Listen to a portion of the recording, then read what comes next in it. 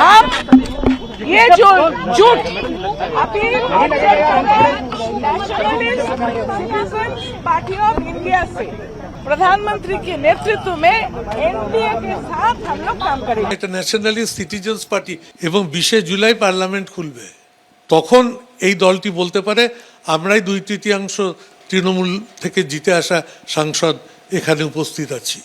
ভাঙনেও চমক ছিল, এবার নতুন করে পথ চলাতেও চমক।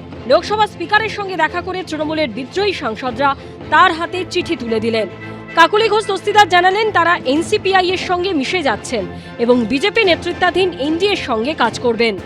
हम लोग एआईटीसी से चुने हुए 20 सांसद स्पीकर साहब से मिलकर अलग बैठने का चिट्ठी दिया और ये 20 सांसद जो हमारे कुल मिला के जितने हैं उसमें से 2/3 से ज्यादा है।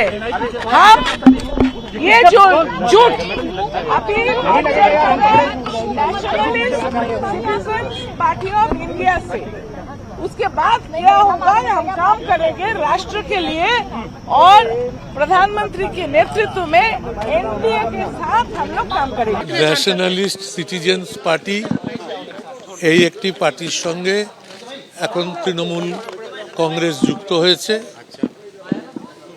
এবং স্পিকার মহোদয়ের কাছে গিয়ে সই স্বাক্ষর সহ আবেদনপত্র জমা দেওয়া হয়েছে।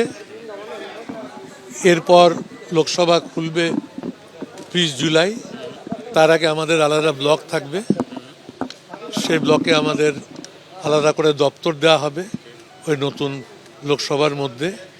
তারপরে আরও একটি যে তৃণমূল কংগ্রেসের নামে আবার যে যাদের উপস্থিতি দেখা যাবে, তখন দুই পক্ষের মধ্যে কোনটা আসল তৃণমূল তা নিয়ে একটা আদালতে যাওয়া হবে এবং সেখান থেকে যা নির্ধারিত হবে সেটাকে মেনে নেওয়া হবে। জাতীয় রাজনীতিতে এ যেন সানডে সাসপেন্স, পড়তে পড়তে চমক। তৃণমূলের বিদ্রোহী সাংসদরা মিশে গেলেন এনসিপিআই বা ন্যাশনালিস্ট সিটিজেন্স পার্টি অফ ইন্ডিয়াতে। রবিবার বিকেলে যখন বিজেপি সাংসদ ও কেন্দ্রীয় মন্ত্রী ভূপেন্দ্র যাদবের বাড়িতে বৈঠক করছিলেন বিদ্রোহী তৃণমূল সাংসদরা, তখন অভিষেক বন্দ্যোপাধ্যায় চিঠি নিয়ে লোকসভার অধ্যক্ষের কাছে যান তৃণমূল সাংসদ কীর্তি আজাদ ও সাগরিকা ঘোষ। যে চিঠি তারা পৌঁছে দেন তাতে বলা হয় তৃণমূল একটি অখণ্ড রাজনৈতিক দল, আইনত তৃণমূল একটি। তৃণমূলের সংসদীয় দলের মধ্যে কোনো পৃথক গোষ্ঠীকে যাতে স্বীকৃতি না দেওয়া হয়, তৃণমূলের বক্তব্য না শুনে কোনো সিদ্ধান্ত নেবেন না, স্পিকারকে চিঠি দিয়ে আর্জি জানান তৃণমূলের লোকসভার দলনেতা অভিষেক বন্দ্যোপাধ্যায়। যারা ভাঙতে চেষ্টা করছে তারা ভাঙতে পারবে না।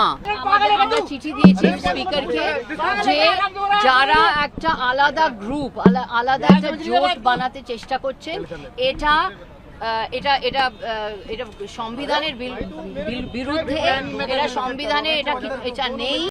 এরপরে অধ্যক্ষের সঙ্গে দেখা করেন বিদ্রোহী সাংসদরা। কিছু বলবেন, কি হলো সিদ্ধান্ত?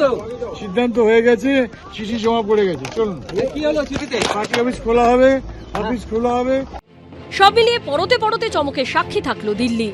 বিজেন্দ্র সিংহ ও শিবাশিস মৌলিকের রিপোর্ট, এবিপি আনন্দ। এবিপি আনন্দ, এগিয়ে থাকে, এগিয়ে রাখে।